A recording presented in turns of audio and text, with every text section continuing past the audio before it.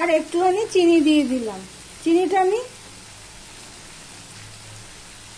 2 চামচের মতন চিনি দিয়ে দিলাম, দিয়ে আবারও ভালো করে কষিয়ে নেব। সবজি দিয়ে সমস্তটা কষানো হয়ে গেছে। এবারে দেখো আমি আগে থেকে ভিজিয়ে রেখেছি, এখানে মুসুর ডালটা আমি ধুয়ে তারপর ভিজিয়ে রেখেছি, আর ডালিয়াটা প্যাকেটের ডালিয়া ছিল সেটা আমি দিয়ে দিলাম।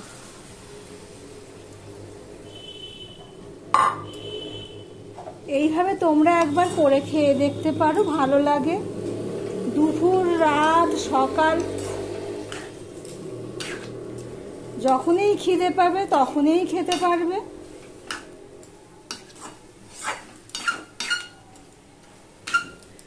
এবার একটুখানি আমি কিছুক্ষণ এটা নেড়ে নেব। সাথে জল খুব একটা ছিল না,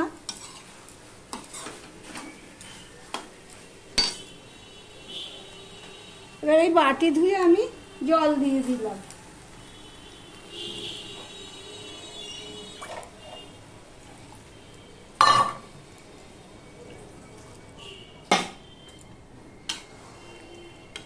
এবার ফুটে ওঠার জন্য অপেক্ষা করব।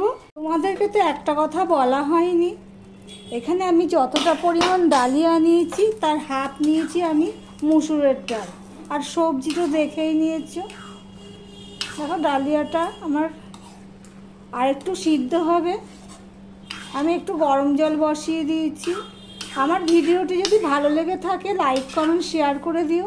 আর যারা নতুন বন্ধু আমার ভিডিও দেখছো এখনও পর্যন্ত সাবস্ক্রাইব করোনি, তাদেরকে অনুরোধ করব আমার চ্যানেলটি সাবস্ক্রাইব করে পাশে থাকতে। আমার আরেকটু সিদ্ধ হবে, তাই জন্য আমি একটুখানি গরম জল করে রেখেছি, সেটা আমি দিয়ে দিলাম।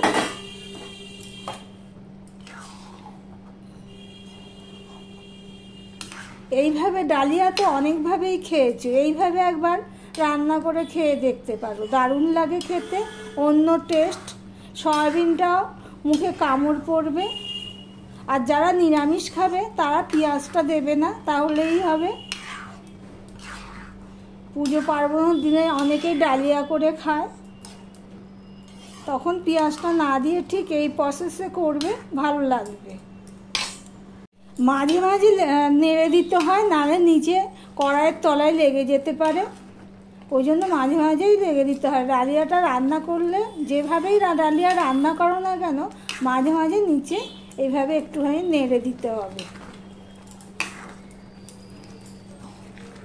এটা ঠান্ডা হলে আর একটু শুকনো শুকনো হয়ে যাবে। তাহলে আজকের মতন টাটা। আবার অন্য কোনো রেসিপি নিয়ে বিকেল 4টেই চলে আসবো। আমি বিকেল 4টেই ভিডিও ছাড়ি, তোমরা তো জানো যারা রোজকার বন্ধু। তাহলে আজকের মতন টাটা।